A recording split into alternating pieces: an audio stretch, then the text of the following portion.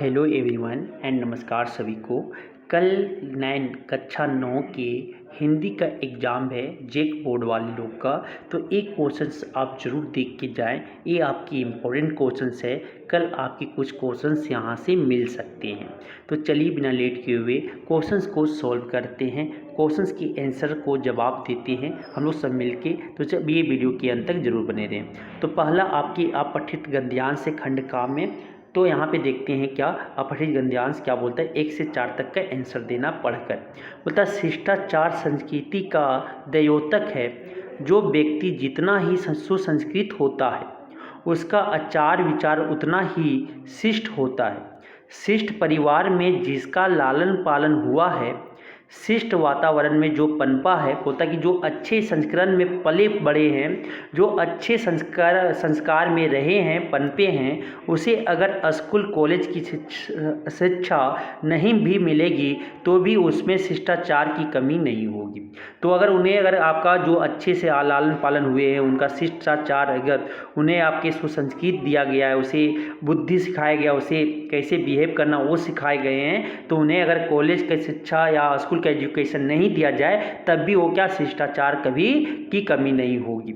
और जो शुरू से ही अनुशासनहीन समाज या वातावरण में पाला पोसा गया है, जो मतलब डिसिप्लिन में नहीं है, इनडिसिप्लिन में है, वातावरण उसका पालन पोसा उसे नहीं है, जहाँ पे आवारागिरी कर रहे हैं, तो उसे क्या बोलता है कि जिसके परिवार में शिष्टा की हवा भी नहीं बहती, जिसके परिवार में क्या आपकी संस्कृत है ही नहीं, उसका कोई कैसे रहना है, कैसे चलना है, कैसे कोई डिसिप्लिन नहीं है, तो बहती तो स्कूल कॉलेज की शिक्षा पा जाने के बाद भी उसमें शिष्टाचार का अभाव रहेगा।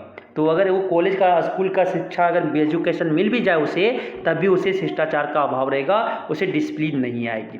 भले ही वह शिक्षा के आवरण से ढका हो, क्यों ना वो शिक्षा एजुकेशन के सिस्टम से कितनों ही वो पढ़ ले, लेकिन उसके पास बुद्धि के नाम का चीज़ नहीं है। बोलता है अपने से बड़ों का सम्मान करना।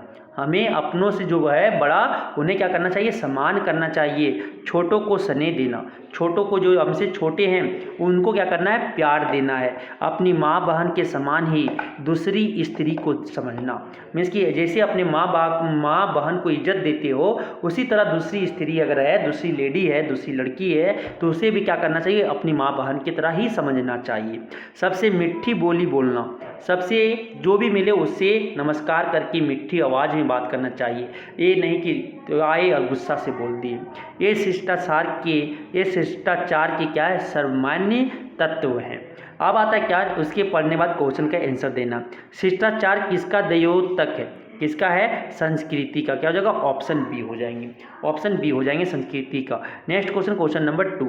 क्वेश्चन नंबर 2 बोलता है शिष्टाचार का अर्थ क्या होता है। शिष्टाचार का जो अर्थ है क्या होता है, सभ्य आचरण का। क्या हो जाएगा, ऑप्शन सी हो जाएंगे। Next question number 3। Question number 3 बोलता है शिष्टाचार का सर्वमान्य तत्व क्या है। शिष्टाचार का जो सर्वमान्य तत्व है वो क्या हो जाना चाहिए, अथा योग्य आदर होना चाहिए। क्या, अथा योग्य आदर होना चाहिए। 3 का बी हो जाएंगे। नेक्स्ट बोलता है क्वेश्चन नंबर 4, किसका आचार विचार शिष्ट होता है। जो व्यक्ति सुसंस्कृत होता है, जो व्यक्ति सुसंस्कृत होते हैं, क्या हो जाएगा, 4 का ऑप्शन ए हो जाएंगे। जो व्यक्ति सुसंस्कृत होता है उसके आचार विचार शिष्ट होता है। अब आता है नेक्स्ट को पढ़ के क्वेश्चन नंबर 5 से 8 तक का आंसर देना है। अब होता है पूर्व चलने के बटोई बाट की पहचान कर ले, पुस्तकों में नहीं छापी गई इसकी कहानी, हाल इसका ज्ञात होता है ना औरों की जुबानी, अनगिनत राही गए उस राह से उनका पता क्या, पर गए कुछ लोग इस पर छोड़ पैरों की निशानी।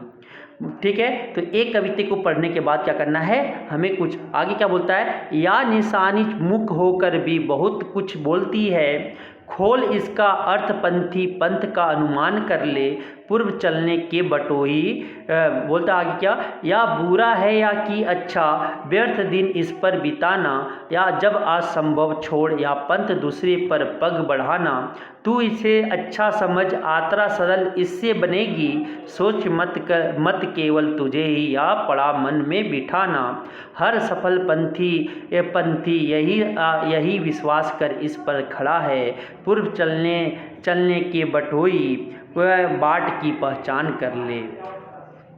तो ये कविता का क्या होता है, बटोही का अर्थ क्या होता है, यहाँ पे राही होता है। क्या, जो चलने वाले, जो चलते हैं उसका हो जाएगा, क्या हो जाएगा, ऑप्शन 5 का बी हो जाएंगे। जो बटोही मतलब जो रास्ता में चल रहे हैं उसे बोला गया है। अब होता है क्वेश्चन नंबर 6, कवि ने किसकी पहचान करने की बात कही है। कवि जो है किसका पहचान करने की बात कहा है यहाँ पे, पथ की, रास्ता का पहचान करने बोला है कि आप जो सक्सेस होने जा रहे हो तो वो रास्ता का पता कर लो कि आपको कहाँ सक्सेस करना है, क्या लाइफ में करना है। तो आप आता क्या क्वेश्चन नंबर 7 बोलता है क्या, हर सफल पंथी क्या करके इस पर खड़ा है, कि जो हर सफल पंथी जो राही है, जो आपके पंथी जो क्या सफल करके वहाँ पे खड़ा है। 7 का क्या हो जाएगा, ऑप्शन जो हो जाएंगे विश्वास। क्या, हर सफल पंथी विश्वास करके इस पर खड़ा है, कि हर सफल पंथी जो है उस पर विश्वास करके क्या खड़ा है, वो सक्सेस पाने के लिए चल ही रहे हैं। क्वेश्चन नंबर 8 क्या बोलता है, या निशानी क्या होकर भी बहुत कुछ बोलती है। या निशानी क्या होकर बहुत कुछ बोलती है, मुख जो, निशानी मुख जो है बहुत कुछ, क्या हो जाएगा, ऑप्शन जो हो जाएंगे 8 का ऑप्शन बी हो जाएगा। या निशानी मुख होकर भी बहुत कुछ, मुख मतलब शांत होकर भी बहुत कुछ ये बता रहे हैं। ठीक है, अब आता है नेक्स्ट व्याकरण आते हैं। विद्वान का सही स्त्रीलिंग रूप लिखें। विद्वान का सही स्त्रीलिंग रूप क्या हो जाएगा आपका, क्या हो जाएगा, ऑप्शन डी विदुषी हो जाएगा। क्या हो जाएगा, विदुषी हो जाएंगे। विद्वान का स्त्रीलिंग शब्द विदुषी हो जाएंगे। 9 का क्या हो जाएगा, ऑप्शन डी हो जाएंगे। नेक्स्ट क्वेश्चन, क्वेश्चन नंबर 10 बोलता है मनुष्य एक प्राणी है, देश प्राणी है, सही शब्दों का। मनुष्य एक कौन प्राणी है, तो ऑप्शन सामाजिक प्राणी, क्या हो जाएगा, ऑप्शन डी हो जाएंगे। आपके मनुष्य एक सामाजिक सोशल प्राणी है, सोशल जानवर है। अब आता है नेक्स्ट, मानवीय शब्द में क्या पढ़ते हैं। मानवीय शब्द में मानव जोड़ क्या है, ये क्या हो जाएगा, ऑप्शन जो 11 का हो जाएंगे सी हो जाएंगे, ये है मानव जोड़ ई, मानव जोड़ ये क्या हो जाएगा, ऑप्शन सी हो जाएंगे। नेक्स्ट क्वेश्चन, क्वेश्चन नंबर आपके 12 होता है, सुक्ति में सही उपसर्ग कौन है। सुक्ति जो है, सुक्ति में सही विसर्ग कौन है, तो क्या लिखेंगे, सुजोड़, सुजोड़ युक्ति लिखेंगे। तो संधि विसर्ग करेंगे तो क्या लिखेंगे, ऑप्शन बी लिखाएगा। नेक्स्ट क्वेश्चन, क्वेश्चन नंबर 13 बोलता है क्या, कि वह घर जाते ही काम में लग गया। वह घर जाते ही किस में लग गया, काम में लग गया। या कौन वाक्य है, तो ये आपकी कौन वाक्य है, मिश्र वाक्य है। वह जैसे घर पहुंची काम पर लग गई, दो वाक्य वहां पे बता रहा है, तो इसीलिए इसको क्या बोलते हैं, मिश्र वाक्य बोलते हैं। वह घर पहुंची ही कि काम करना शुरू कर दी। अब आता है नेक्स्ट क्वेश्चन, क्वेश्चन नंबर 14 बोलता है क्या, रचना की दृष्टि से वाक्य के कितने भेद है। रचना की दृष्टि से वाक्य के कितने भेद है, 3 भेद है, सरल वाक्य, संयुक्त वाक्य और मिश्र वाक्य। क्या जाएगा, ऑप्शन बी हो जाएंगे। 14 का ऑप्शन बी हो जाएंगे। नेक्स्ट क्वेश्चन, ने चिन्ह का प्रयोग किस कारक में करता है। करता ने क्रम को करण से किस में करता है, अपदान से सपदान के लिए किस में हो जाएगा, कर्ता ने क्रम को। क्या हो जाएगा, ऑप्शन 15 का जो हो जाएंगे बी हो जाएंगे। कर्ता ने किस में लगता है, कर्ता ने, कर्ता में क्या आता है, ने लगता है, तो क्या जाएगा, ऑप्शन बी हो जाएंगे। नेक्स्ट आपके क्वेश्चन नंबर 16 आपको बोलता है क्या, नीचे लिखे वाक्यों में शुद्ध वाक्य कौन है।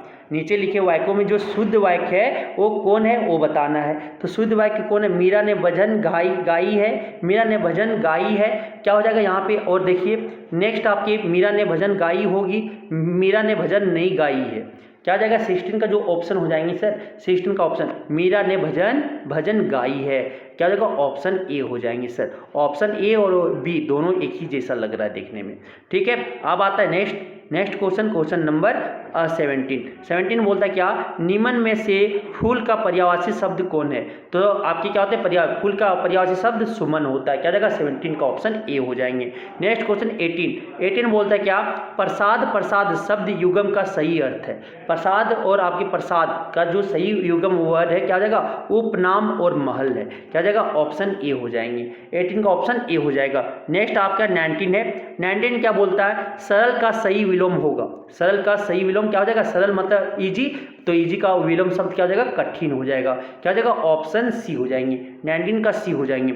नेक्स्ट बोलता है, नेक्स्ट आपकी 20 नंबर 20 बोलता है, घोड़े बेचकर सोना। घोड़े बेचकर सोना मतलब मुहावरा का अर्थ क्या होगा, निश्चित होकर क्या हो जाना, सो जाना, आपका सो जाना, निश्चित होकर मतलब कोई उसको कोई फिक्र नहीं है लाइफ में क्या करना है, ठीक है। तो क्या होता है, घोड़े बेचकर सोना मतलब क्या हो जाता है, निश्चित होकर सोना है, क्या हो जाएगा, 20 का ऑप्शन बी हो जाएंगे। 20 का ऑप्शन बी हो जाएगा। नेक्स्ट आपके बोलते हैं क्या, नेक्स्ट आपकी पोएम है, पोएम को पढ़कर आपके 21 से 24 तक का जवाब देना। मुझे मिली हरियाली डाली मुझे नसीब कठोरी काली कोठरी काली, तेरा नभ भर में संचार, मेरा 10 फुट का संसार। तेरे गीत कहावे वाव रोना भी है मुझे गुनाह, देख विषमता तेरी मेरी, बजा रही तिस पर रणभेरी। तो बोलता है प्रस्तुत पद्यांश के कवि कौन है, तो ये इस कविता को कौन लिखे हैं वो बताना है। तो ये आपके कौन लिखे हैं, तो ये आपके कौन लिखे, माखनलाल चतुर्वेदी जी ने लिखे हुए हैं। तो ये कविता कौन लिखे हुए हैं, माखनलाल चतुर्वेदी। यहाँ मुझे किसको कहा गया, तो यहाँ पे मुझको किसको, केदी को कहा गया है कि मेरा नसीब, मुझे मिली हरियाली डाली, उसे हरियाली डाली मिली थी, लेकिन मुझे नसीब क्या है, कोठरी काली, मतलब कि आपके केदी है वो, कोठरी के अंदर भरा हुआ, क्या जाएगा ऑप्शन डी। तो मुझे मतलब क्या केदी हो गए यहाँ पे। नेक्स्ट क्वेश्चन है क्वेश्चन नंबर आपका 23 आपका क्या बोलता है, 23 केदी का संसार कितने फुट का है, 10 फुट का, क्या जाएगा 23 का ऑप्शन बी हो जाएंगे। नेक्स्ट बोलता है रणभेरी का क्या अर्थ होता है, रणभेरी का जो अर्थ होता है वो क्या होता है, युद्ध का बाजा, क्या होता है, सी होता है। रणभेरी का मतलब युद्ध का बाजा होता है, युद्ध का बाजा, ऑप्शन सी हो जाएंगे, 24 का ऑप्शन सी हो जाएगा। नेक्स्ट बोलता है कवि रसखाना की काव्य भाषा क्या है, कवि का जो रसखान की जो काव्य भाषा है वो क्या है, तो 25 का क्या है, ब्रज भाषा है। कौन भाषा में लिखते हैं, ब्रज भाषा में लिखते हैं। अब आता है नेक्स्ट, मेघ के आने पर किस बूढ़े वृक्ष ने जोहार की, जब मेघ आए बादल आए तो बूढ़ा जो था, बूढ़े वृक्ष वो किस तरह से जोहार करते, कौन जो वृक्ष, बूढ़े वृक्ष ने जोहार की, क्या जाएगा आपके पीपल के वृक्ष, पीपल बूढ़े वृक्ष ने जोहार की। अब आते नेक्स्ट 27 बोलता है मरकट डिबे सा खुला क्या है, 27 का मरकट डिबे से खुला क्या है, ग्राम, क्या खुला हुआ है, ग्राम, मरकट डिबे से खुला ग्राम है, क्या ग्राम मतलब क्या गांव होता है, ठीक है। अब आता है नेक्स्ट क्वेश्चन नंबर 28, एक बीते के बराबर क्या है, एक बीते के बराबर आपका क्या है, तो एक बीते के बराबर आपका चना है, क्या है, चना, एक बीते का, एक ढेंगुर का आपका चना का पौधा हो चुका है।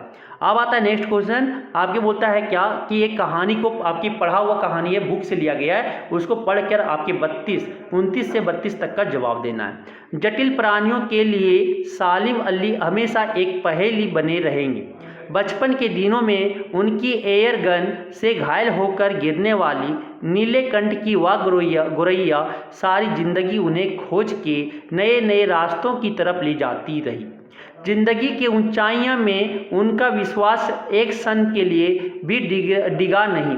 वो लॉरेंस की तरह नैसर्गिक जिंदगी का प्रतिरूप बन गए थे। तो एक कहानी को पढ़े, सालिम अली कौन थे, सालिम अली जो थे वो कौन थे, तो कौन थे आपका पक्षी विज्ञानी थे, क्या थे, वैज्ञानिक, पक्षी के बारे में जानकारी रखते थे, क्या जाएगा ऑप्शन सी हो जाएंगे 29 का।